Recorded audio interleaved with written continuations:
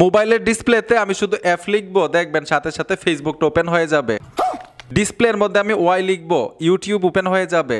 আমি যদি ডিসপ্লের মধ্যে ডাব্লিউ লিখি, হোয়াটসঅ্যাপ চালু হয়ে যাবে। আই লিখলে ইমো চালু হয়ে যাবে। আমি যদি এখানে সি লিখি, সাথে সাথে কল চলে যাবে।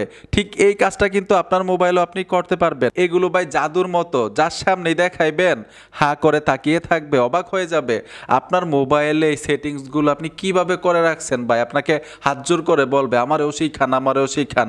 এখন আপনি আমার কাছ থেকে শিখে রাখেন এই সেটিংসটা আপনার মোবাইলে কিভাবে করবেন। কিভাবে সম্ভব, গুগল ক্রোমে চলে আসবেন, সার্চ বক্সে লিখতে হবে উইগু কাপ, এইখানে টাচ করে দিবেন।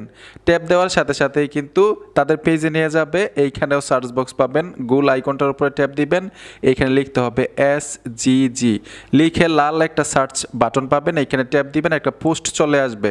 এই পোস্টের টাইটেলে টাচ করতে হবে। দেখুন আমি টাইটেলে চলে আসলাম। টাইটেলে আসার সাথে সাথে এইখান থেকে নিচে চলে আসবেন। নিচে আসার পরে নিচে একটা বাটন পাবেন। এই যে দেখুন আমি এইখানে চলে আসলাম, এইখানেও কিন্তু একটা বাটন আছে। এই বাটনটার মধ্যে টাচ করলেই যে অ্যাপ্লিকেশনটা দিয়ে সেটিংসগুলো করবো ফোনের মধ্যে, সেই অ্যাপ্লিকেশনটা আপনার মোবাইলে খুব সহজে ইনস্টল করতে পারবেন। তো আমি অলরেডি অ্যাপ্লিকেশনটা ইনস্টল করে রেখেছি, সোজা ওই অ্যাপ্লিকেশনে চলে আসব সেটিংসগুলো করার জন্য। এইখান থেকে 3টা পারমিশন আপনার দিতে হবে। তো প্রথম পারমিশনে টাচ করার সাথে সাথেই অ্যাপ্লিকেশনের পারমিশন দিয়ে দিলাম, ব্যাক চলে আসবেন। পুনরায় পারমিশন দিতে হবে, অ্যালাউ করে দিবেন। 3 নাম্বার পারমিশন দিয়ে দিতে হবে, অ্যালাউ করে দিবেন। উপরে দেখুন একটা পপ আপ চলে আসছে, এই পপ আপের উপরে টাচ করে দিবেন।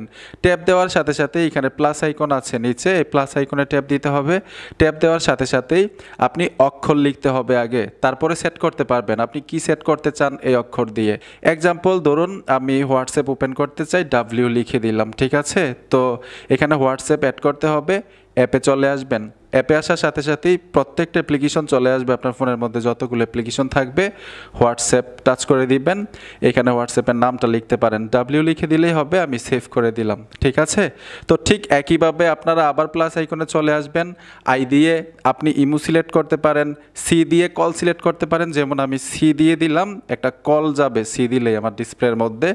এইখানে আপনারা কন্ট্যাক্ট নাম্বার ম্যানুয়ালিভাবে সেট করতে পারবেন, অ্যালাউ করে দিলাম। অ্যালাউ দেওয়ার সাথে সাথেই প্রত্যেকটা কন্ট্যাক্ট নাম্বার চলে আসবে। আমি এই কন্ট্যাক্ট নাম্বারটা সেভ করে রাখবো, এইখানে শুধু জে দিয়ে দিব, এটাও আমি সেভ করে দিলাম। সি দিলে এটা হবে।